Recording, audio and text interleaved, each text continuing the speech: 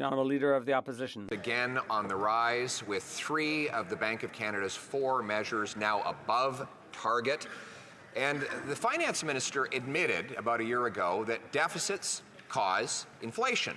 And so she made this commitment in her budget, and I quote, "The 2023-2024 deficit will be at or below $40.1 billion. Since then, the Parliamentary Budget Officer says that that number has been blown away. Will the Prime Minister tell us here and now how much was last year's deficit? How much? The Right Honourable Prime Minister. Mr. Speaker, we just heard it once again from the Conservative leader. The foundation to his entire economic argument is that delivering programs to help Canadians in times of need somehow makes everything worse for everyone. He is proposing cuts to dental care, cuts to child care, cuts to the school food program, cuts to money on responding to the housing crisis in municipalities. His only answer to Canadians hurting is to cut services to them, while he exploits their fears for his own personal gain. The Honourable Leader of the Opposition. Mr. Speaker, the Prime Minister misheard. It was the Minister of Finance who said that deficits cause inflation. The Prime Minister also said that every dollar of deficits contributes to inflation. And that's why they made the commitment, him and his Finance Minister, and I'm quoting here, to maintaining the 2023-2024 deficit at or below $40.1 billion, end quote. Last year's books have been closed for 6 years now. He certainly has all the data. Last 6 months. So how much was last year's deficit? The Right Honourable Prime Minister. Mr. Speaker, I know the Leader of the Opposition is keen to see our fall economic statement, which will talk about measures that are there to help affordability, to support Canadians, to be there to invest in them. He's looking forward to seeing all these great measures we're putting forward to support Canadians in their time of need, because he can't wait to vote against them, Mr. Speaker. He can't wait to slash services and programs that are helping Canadians. He can't wait to stand in the way of us helping Canadians through this difficult time by putting the best balance sheet in the G7 in service of Canadians who need a little more support. He's voted against supports for Canadians. He's going to continue to.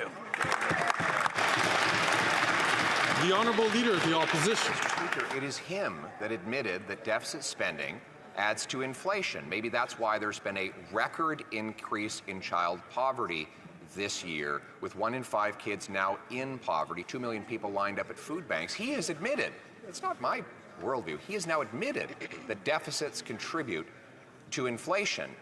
So that's why he promised that the deficit would not go above $40.1 billion last year.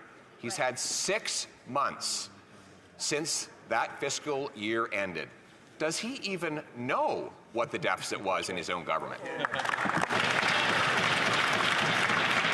The Right Honourable Prime Minister. Mr. Speaker, obviously the Leader of the Opposition is keen to hear our fall economic statement, but the reality is he's only looking forward to it because he wants to vote against it, because he's going to vote against measures that support Canadians, measures to be there for Canadian families who are struggling, to invest in things like school foods, to invest in more support for dental care for vulnerable people, to invest in jobs and growth creation right across the country. These are the things he has consistently stood against, because he believes in cuts and austerity and trickle down that gives benefits to the wealthiest, but nothing for everybody else.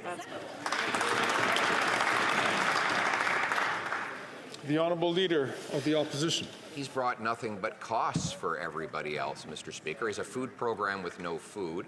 He has a pharma program with no pills. He has a gun buyback program that hasn't brought in a single gun, despite spending $67 million. He has a housing program that his minister admits doesn't build houses.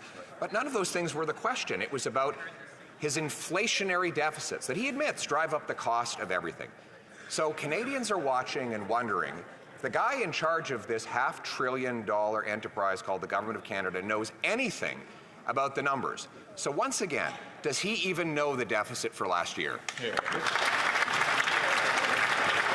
The Right Honourable Prime Minister. Again, Mr. Speaker, he is eager to hear our fall economic update, and we will share it with him in due course. In the meantime, this House has work to do, Mr. Speaker, on passing legislation that's going to support school food programs, that's going to move forward on delivering dental care for more Canadians who can't afford it, on expanding childcare spaces, on putting money in people's pockets at a time where they're needed.